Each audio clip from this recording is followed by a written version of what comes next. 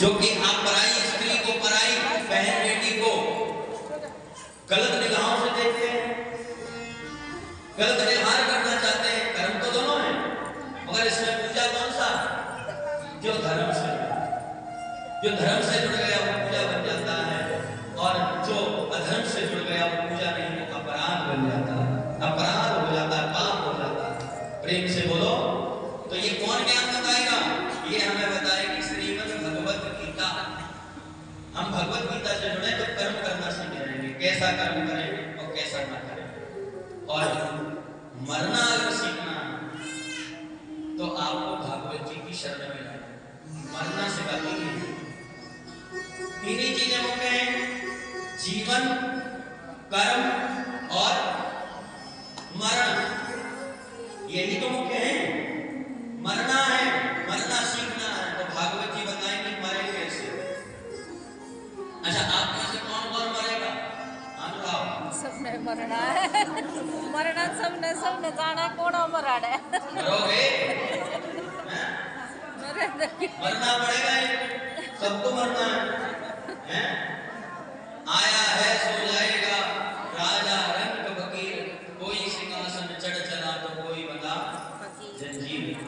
आया है उसे जाना पड़ेगा। तो आप में से कौन कौन मरेगा? भैया मरोगी? एक बार हम ऐसे ही कथा कर रहे थे, तो एक जगह ध्यान से सुनो। एक बार हम ऐसे कथा, भैया बातें ना करो, बाद में करना बातें, पहले हमारी सुनो, क्योंकि मैं भूल जाता हूँ। प्रेम से बोलो। हाँ, तो एक जगह हम कथा कर रहे हैं, हमने ऐसे कहा जहाँ जितने हैं एक दिन सब मरेंगे, सबको मरना है। तो सब लोग चक्कर में पड़ गए, बात तो ठीक है, मरना है, ये सच्चाई है। एक दिन फोटो पर हार पड़ना है, आपके घर में भी कुछ फोटो होंगे जिन पर हार पड़ा होगा, है ना? ऐसे ही आपके फोटो पर हार पड़ेंगे, यही कटु सत्य है। एक दिन लिखा होगा, स्वर्गीय पैड वादक लवकुश पाठक जी स्वर्गवास हो गया होगा, माला पड़ी होगी, है ना? एक दिन लिखा होगा, नीरज ढोलक वादक चले गए स्वर्गीय, है ना? सेठी साउंड वाले स्वर्गीय, लिखा होगा कि स्वर्गीय चले गए। ये कटु सत्य है। हमने कहा तो सब चक्कर में पड़ गए, बात तो सही है, ये होना है, और कब हो जाए इसकी भी कोई गारंटी नहीं, है ना? कोई निश्चित समय नहीं है कि ये जब होगा, कब हो जाए। तो सब टेंशन में बैठे, एक बैठा था 12 जिले कोने में पीछे, हंस रहा था, जैसे आप भैया भी हंस रही थे ना, वैसे ही हंस रहा था। हमने हमसे रहा नहीं गया, हमने कहा भैया तुम नहीं मरोगे। तो कुछ लोग ऐसे होते हैं जिनको वचनों का अंतर समझ नहीं आता, इस बात का भाव क्या है। गांव का सीधा साधा रहा होगा, हमने कहा तुम नहीं मरोगे, तो बोला महाराज आपने कहा था कि इस गांव के मरेंगे, हम तो दूसरे गांव से आए हैं, हमें तो तब हंसी आ रही है।